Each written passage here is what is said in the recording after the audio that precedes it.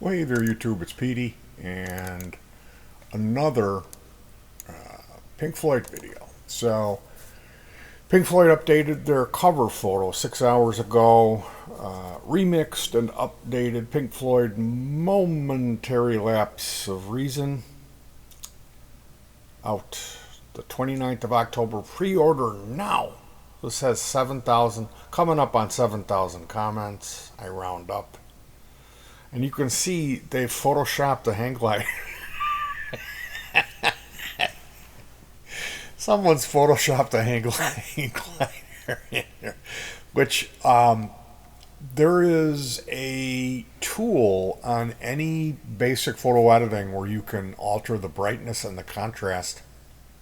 So when you, like if I was going to insert this, I would lower the brightness and the contrast, and then this image would blend with this a little better than it does. This image here, the color matching, this is too saturated. For this photo here, this photo's been heavily treated too. But my point is, it's amateurish at best, Photoshop editing here on the Pink Floyd. Like, is this one of Gilmour's kids? The Von Trapp family? They've got a My Mac. They've got a $180,000 solid gold plated Macintosh, handcrafted by Steve Jobs himself. He came back from the dead to make David Gilmour's Mac. For those of you who care, this version has all Nick doing the drumming. And Rick's part from the live shows are edited in and are very prominent in the mix. A Momentary Lapse of Reason was at first a Gilmour record that they finished and then released as Pink Floyd. This brings the three remaining players to all the four. And we have some activity there. People apparently like this. I don't know why. This guy says, I thought the album was all drum machine. Not all, but a lot for a Pink Floyd album. This one grated on my ears. They got way too mired in the 80s sound. Well, as they say, she don't lie, she don't lie, she don't lie. Cocaine.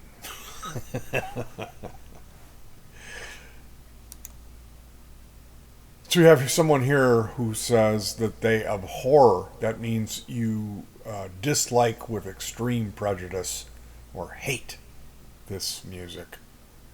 Meaning, I think he's not referring to Pink Floyd generally. I think this guy's talking about Momentary Binge of Treason, which is the album. It's a Gilmour solo album that they slapped the other two guys' names on, basically. Went out and did a Pink Floyd tour, and no one knew. No one had any idea anything was different. It was all over the radio. They could not stop playing this disco Pink Floyd Learning to Fly song, which David Gilmour wrote about his flying lessons, as he was more than likely using them for an excuse to get out of the house and suffocate copious amounts of Bolivian marching dust. Weasel dust, excuse me. So this person abhors this music. There's nothing good about it. Seeing Guy Pratt. Now, Guy Pratt married into the Pink Floyd family. I believe he married Richard Wright's daughter.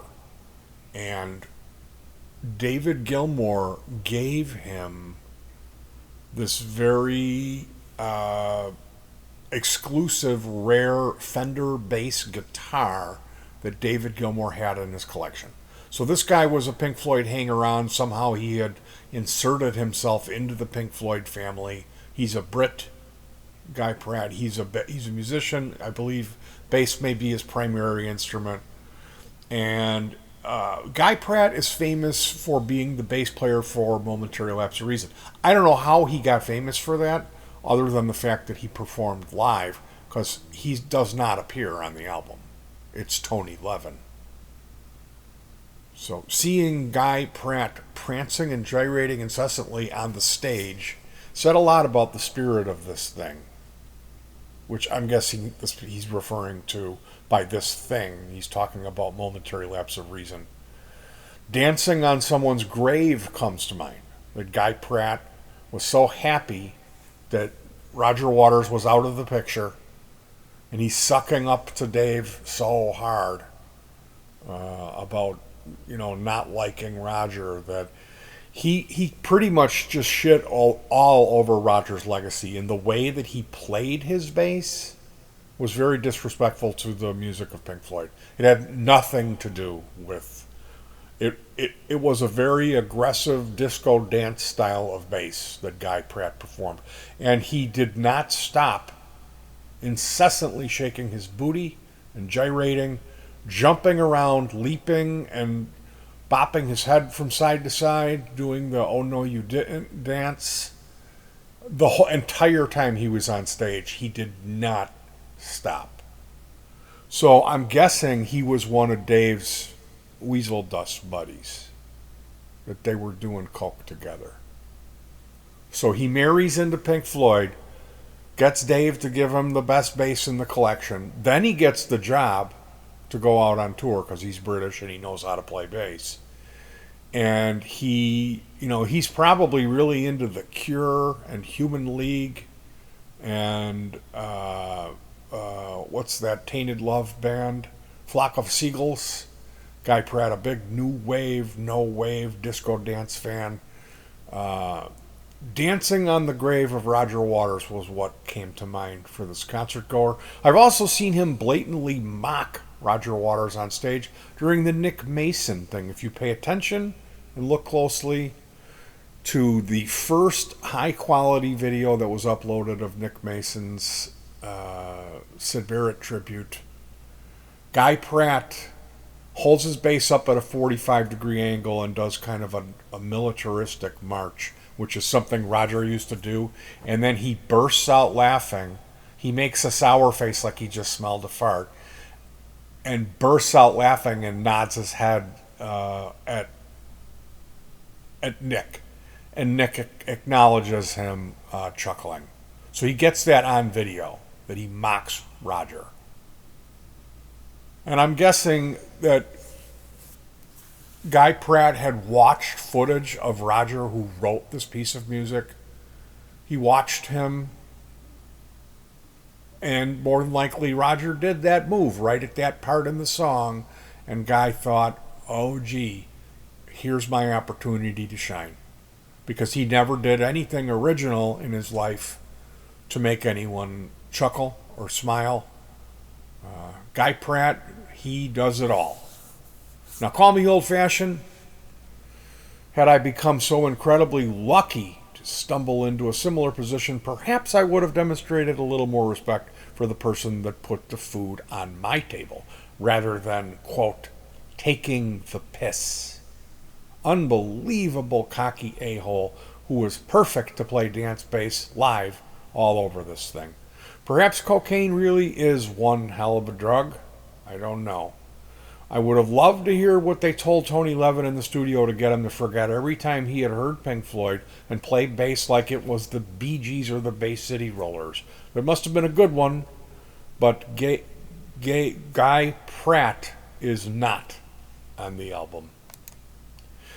Oh yeah, right. Thought it was released in its original version on the Oh By The Way box set, and then again on the Experience Edition and Discovery box set a few years later, then again on 180 gram vinyl through the Pink Floyd records, and recently on the later years box set, which has A Momentary Lapse of Reason all the way through it via dedicated revisited audio and video, Venice Audio and Video, Nebworth Only Sorrow, but from the same period, and then again on Pulse Audio and Video. I just can't get enough versions of Learning to Fly and Sorrow. Pink Floyd management under Gilmour's staff work simply sucks. So what this guy's saying is this album has been released time after time after time after time after time after time. And it's the worst Pink Floyd album. This music is horrifically bad. Anyway, I don't want to inject my slant into this. I'm just going to try to get through these comments and see how the fans feel. So this guy, obviously a huge David Gilmour acolyte, says that he missed the part where someone had a gun to your head and forced you to buy and listen to all of it. And by the way, if you are going to post something here, you got to really make sure that you use proper grammar, capitalization, because this is the type of place where people don't really know how to respond when they get cornered, and they will call you out for grammatical or spelling errors. So the guy responds, that's not the point. It's too much for something that's not as relevant as animals. And this is why these people have finally wised up. So we'll talk more about that, and it's got something to do with 1977's Animals. Which some people might feel that that's Pink Floyd's finest moment. In a free world, we are all free to our own opinion and use it as a tool to create nice conversations with those who disagree. That's the beauty of being able to learn and live through the differences. Excellent points. I could not agree more, especially considering how bad all of this content is. When you put it up against the Pink Floyd that I grew up with, it's a slap in the face. It's horrifically bad. This guy's a wordsmith. If this came out as a David Gilmour LP, perhaps we wouldn't have to have heard it every 8 minutes on FM. They did overplay Learning to Fly. I remember hearing Marooned. They were just playing this album like there must have been some cocaine payola. That Gilmour must have had his marching agents in place full of bags of the white powder. Shuffling that into the pockets of all of the DJs. All that being said, none of this stuff aged well. Remember what I said about the grammar Nazis? The true masterwork music of Pink Floyd is timeless. I thank one man for that. And that person's name does not begin with a D. The true masterwork music of Pink Floyd is timeless. I thank one man for that, and that person's name does not begin with a D. And this guy says, if you love David Gilmour so much, go to his page. This page is Pink Floyd, and to me, that means four guys: Roger Waters, and Roger Waters. Oh, that's pretty good. Sorrow sounds like it still has machine drums. It does. And it was the only one with a drum machine, and the rest were almost all session drummers, being Jim Keltner and was it Cozy Powell or Carmine Appice? I think it was Carmine Appice and Cozy Powell and that other guy. So yeah, they needed a drum machine to cut the huge fat lines of Peruvian marching powder for D and Company. Ever look at the list of folks credited writing for this material, meaning the people who wrote the lyrics are credited on the inside of the jacket or tape cassette sleeve. I almost crashed my car when I bought the tape trying to read the thousands of names in the tiniest font. How much blow did David Gilmour do? That is so funny. Who wrote that? Oh my God, that is funny stuff. So it took 34 years to make 3/4 of a Floyd album instead of a Gilmour solo. She don't lie, she don't lie, she don't lie. Bound cocaine. That's why it took 34 years. Thanks for the tip. That's probably the only thing I listened to this album at this point. Meaning sorrow, I think is what this guy's saying. For me, it has one good song, On the Turning Away. I don't care too much for the rest. You are correct. This is because the rest of it is horrifically bad. As time passes, the Gilmour acolytes who can't play their guitars, but imagine that they can, will recover from the thousands of dollars they spent for nosebleed seat at his show. When the time comes, no one will remember any of that music. The sooner I can forget a lot of what that guy did, the better. No one is going to be playing Girl Yellow Dress in 2021. That's Girl in the Yellow Dress is a solo. It's a David Gilmour solo song, and if you've never heard it, this is Gilmour's last. So I believe he's coming out with another one.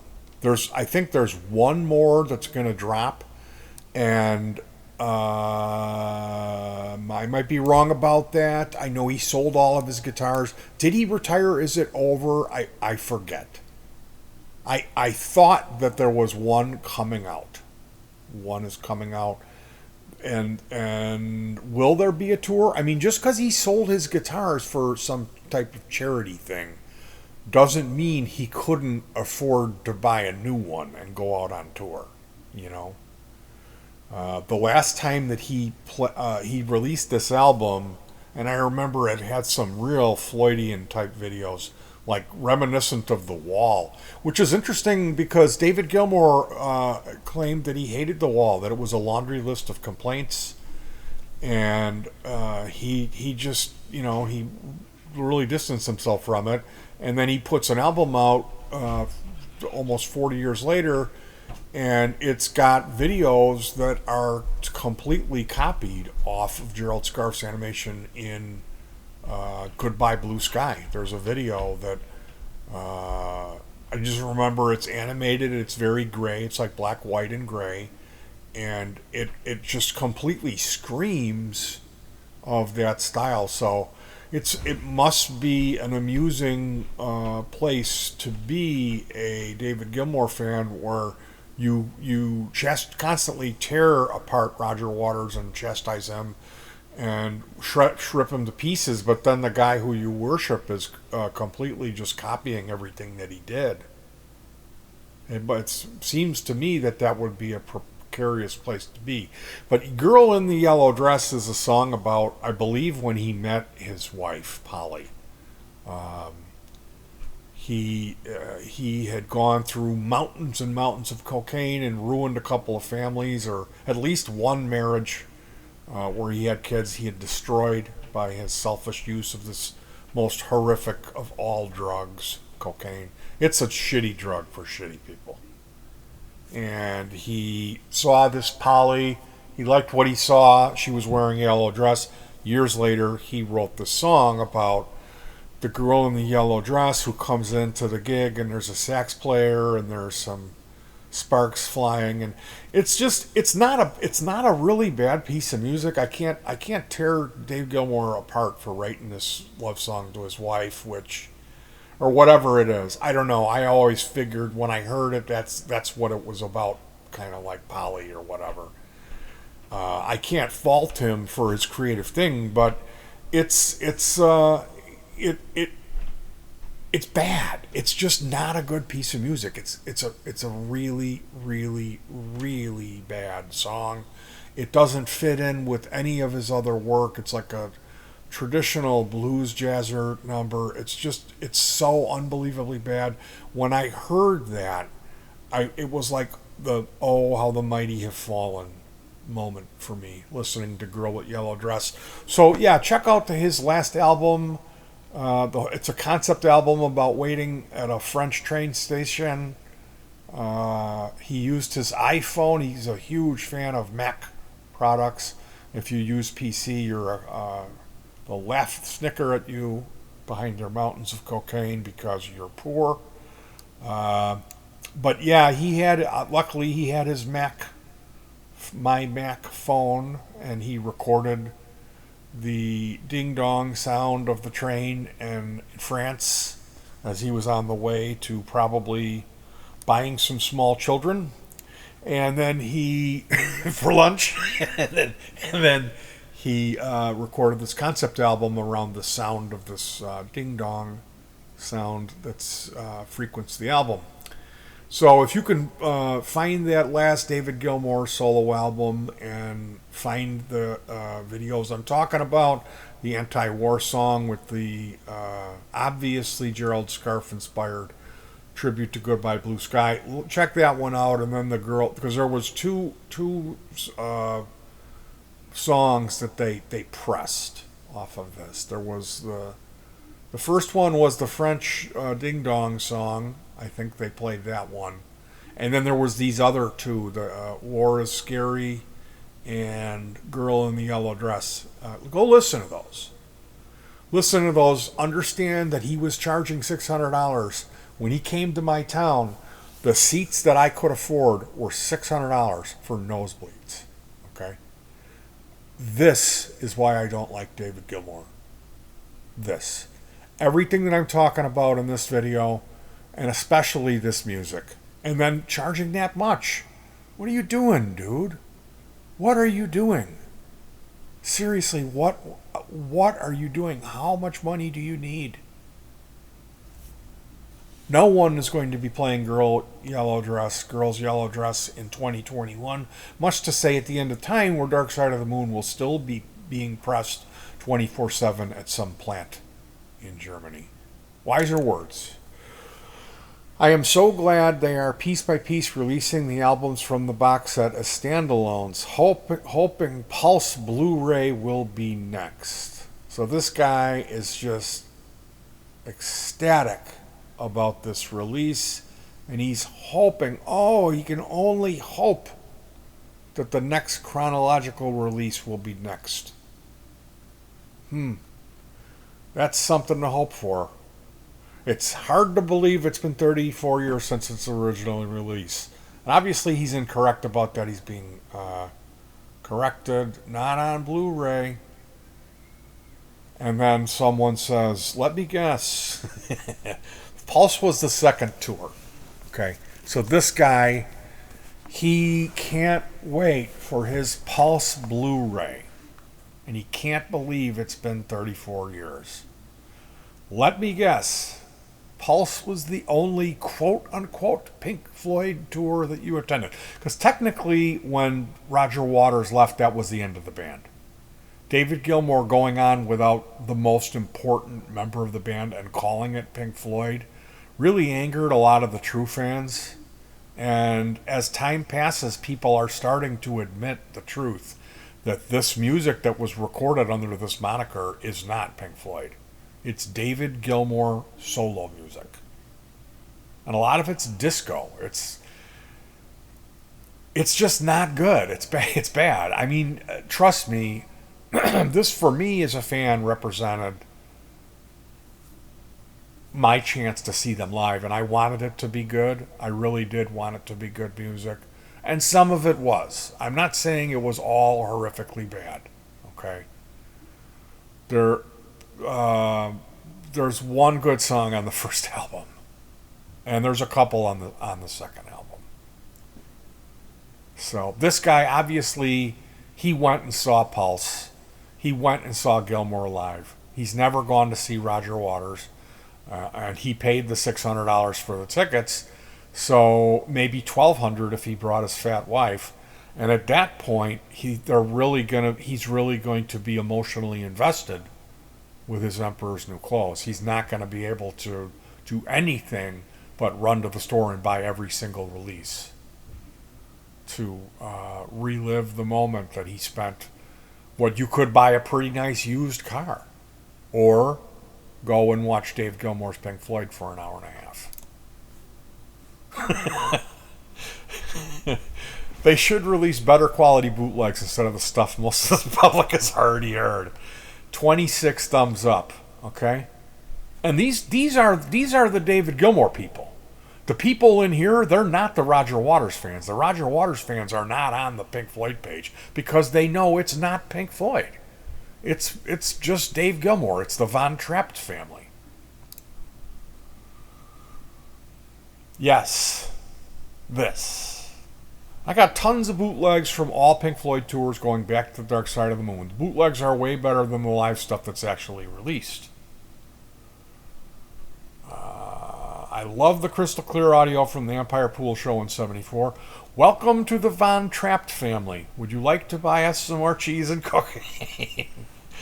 The Von Trapp family is the video series that David Gilmour and his elite 1%er family has been doing, where they have a full set made up like a French cafe with wine and cheese, and they sing.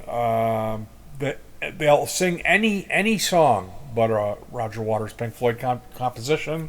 They're known to sing ditties from the Old Testament. They will sing Roman marching songs.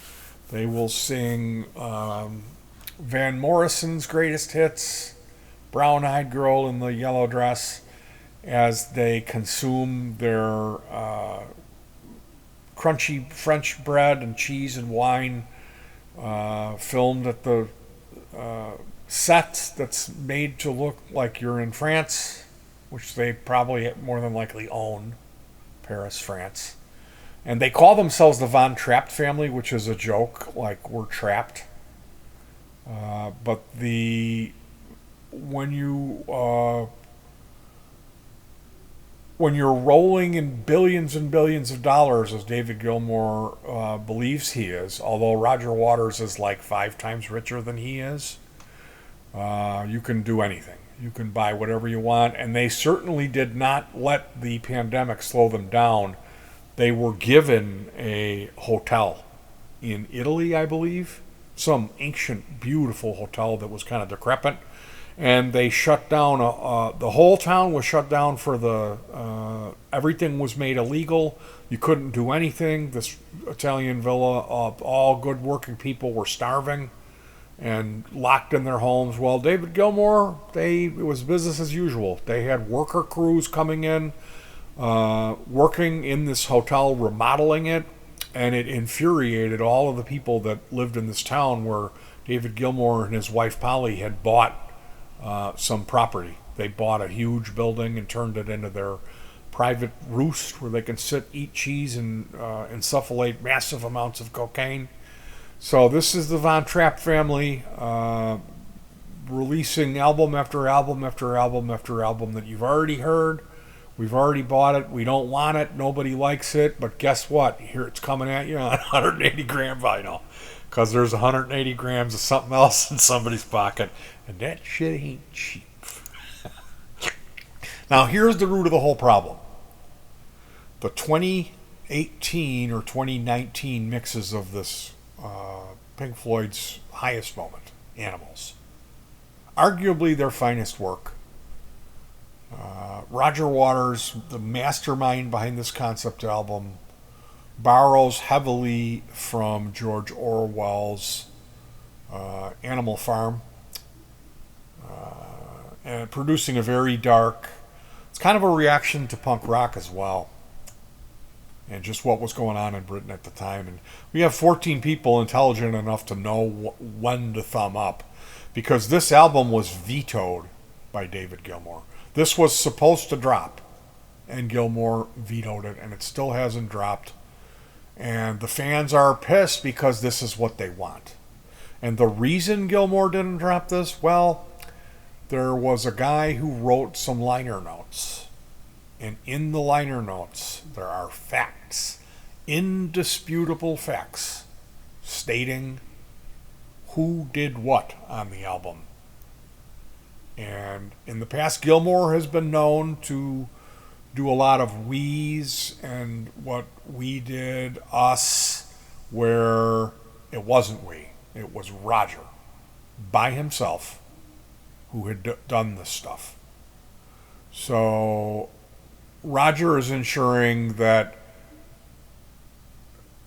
a little corner, a little small piece of his life's work gets preserved without Gilmour taking the credit for it, which he's been doing. And that's the source of this fight. David Gilmour refused to release the album because of the liner notes. And I saw one guy commented, "Oh, they came to an agreement that Roger would release the liner notes on his website." No, they didn't come to that agreement. They did not come to any agreement. Waters had to secede. And David Gilmour has no say over what Roger Waters puts on his website. But if you note, has this come out? Is this out yet? To my knowledge, it's not out. I'm not going to Google it. I may be wrong, but it's a 2018-2019 remix. I think it's 2018. And we're still waiting on it. Now, you can say, why would you want a remix of Animals? It's perfect. And it is. It is perfect. But we have stuff like the SAC-D, the 5.1 enhanced, all of that stuff. So, yeah. If you think the 1977 version was perfect, I'm sure what they can do in 2021 is going to really, really blow your mind. And this is why people are beginning to figure out what's really going on. That DG, as I call him, is a 1%er. That's my problem with David Gilmour. He's changed his attitude about the past. He's rewriting the past. And he's just bitter. He's horrifically bitter. If you don't know, Roger Waters put an olive branch out to put the band back together and tour. On like 3 occasions, he's done that. He wanted to get back together with them. And David Gilmour refuses to do it. So that's enough for me to get upset about this and be bitter. People say, are you bitter? Well, yeah, I'm bitter. They're the best band in the world that's alive. How obvious does it have to be? Now, people are finally waking up to the fact. And I was aware of this when I was a kid. When I was 8-10 years old, I was in love with this band. And they've been my favorite band my whole life, pretty much. I mean, I kind of wore out listening to their music. But yeah, is that okay that I feel strongly about this? That Gilmour was the one that stopped me from seeing all 4 of them on the stage while they were still alive? Because I've seen Gilmour's solo thing, okay? I've seen Waters' solo thing. But I've never seen all 4 of them on stage. And this Von Trapp motherfucker is the guy who took that away from me. Let's be very clear about why I do not like David Gilmour. It's because he's a fucking 1%er and he denied my Pink Floyd. That's why I do not like David Gilmour. Any real fan would understand that, yes, of course. I'm not saying that he was bad, that he wasn't a good singer, that he wasn't a good guitar player, that he couldn't write music. I'm not saying any of those things. They worked together. All 4 of those guys was magical, just like with the Beatles, just like with any really good band that develops a repertoire. Pink Floyd was an incredible entity when they were firing on all 4 cylinders. They were incredible, but you needed Waters at the helm of it. You needed that fucking dictator personality. And if they could have just put up with him as he peaked, as his kind of insane behavior, he would have gotten older and he would have mellowed a little bit and things would have come around and they could, God knows what they could have done if they would continue to work together as all 4 of them. I mean, really honestly, as a fan, I feel like, well, we got the Roger Waters solo album, so it wasn't the end of the road. Gilmour did some interesting stuff on his own, and I love a lot of that music. A lot of that music is great. The On an Island album it's a masterpiece. And I've seen him perform live, do his DVD stuff that Gilmour does, and it's really produced well. The live shows are excellent. I'm not saying that the guy is bad, okay? Some of the material that he did is. Some of it. That first Pink Floyd solo album, and I'm not hot on the second one either. That's the stuff that's really the stink bomb stuff. But I mean, his first album is it's decent. The second album, where he got a bunch of help, is all right, and he starts kind of growing as a musician. But it's nothing, nothing compared to the Roger Waters solo albums. The content in those albums, the lyrical content and the concepts, and just the Pink Floydness of it, which, as it turns out, that Pink Floyd word, what that is Roger Waters' art. He's the guy that makes that stuff get to you. It's not David Gilmour. That's the one thing David Gilmour is incapable of doing, is get to you emotionally, like Roger Waters can. And that's the problem. So here we have this Pink Floyd Animals album we're still waiting on it. This guy says it's in the release queue. And they say, exactly. And then the guy says, no hang glider here? And some other Weisenheimer wrote, if you squint, there's a bed. The joke is on the Momentary Lapse of Reason. I don't know why they thought this was a good idea, to have all these beds by the water. They were trying to be Floydian. They were trying to be trippy. And I guess this represents people being ill. I mean, I always saw this as in The Wall, there was those hospital scenes that where it gets really weird, like right before the trial, where Pink's like in that insane asylum, where he's in the bathroom, dripping his hand in the toilet, and he's reading poetry out of his book. And he reads from the pros and cons of hitchhiking. He reads, I put up my hand just to touch your soft hair. Make sure in the darkness that you were still there. And I have to admit, I was just a little afraid. Oh my God. Is that, I mean, doesn't that just slay you? And that's the thing. This is David Gilmour. This is this flying. What is it? It's half a plane. And these beds. I mean, I don't know, guys. If you're buying into this, if you're seeing that this is good, we're on two different planets, because if you squint, there's a bed. No hang glider. Anyway, because the last thing the fans deserve is liner notes.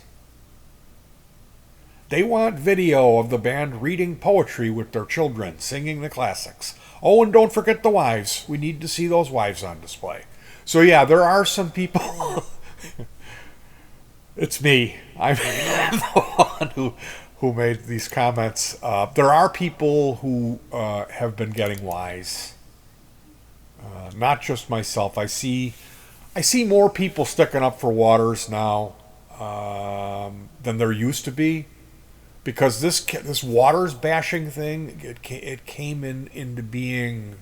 It's come into be a thing, and it's ever since David Gilmour charged incredible prices, and people had to like lie to their wives to buy tickets, like dip into their retirement funds to go. And so when that happens, there's it's like a Stockholm syndrome thing. You know what I mean? And that's not healthy. Anyway, I'm Petey Two Finger. I'm a Pink Floyd fan. I love Dave Gilmour as an artist. I love his music. I'm realistic about it. I'm much more of a fan of Roger Waters, and I'll admit that. But that's simply because he was the guy who did the work. You know what I mean? You can't deny it. That's the one thing that the Dave Gilmour acolytes don't have. They can say whatever they want to say. And it's like, I've seen their comments about how Roger Waters' voice is not as pretty as Dave Gilmour's. Or if you want to know what Pink Floyd really is, you'll go to a David Gilmour concert because Roger Waters doesn't sing as good. He didn't sing these songs on the albums. That's what we're dealing with here, and I think a lot of these people, they very well may be something wrong with them, you know, born with water on the brain, or maybe they're cocaine babies. Maybe it's just a natural. The cocaine has warped their brains. All right, you guys. I'll let you go. Thanks for sticking with me on this one. And if you're not a fan, if you don't know about those albums, there's four of them. Is this the life we really want? Pros and cons of hitchhiking, Amused to Death, and Radio Chaos. Those are the Roger Waters solo albums. I would recommend you check those out. They're worth your time. If you're a fan of Pink Floyd, you'll recognize it right away. Especially that Pros and Cons Hitchhiking album. He did that at the same time that he wrote The Wall, and I'm of the feeling that that's his best one. I really wore that album out, and it's so unbelievably sad. It's about his divorce. It's about when his family fell apart. There's kids involved. It's one of the saddest things. And he had a lot of balls to write about that personal stuff. So I mean, it's not for everyone, you know. Like he says, it all in all, the ones who really love you,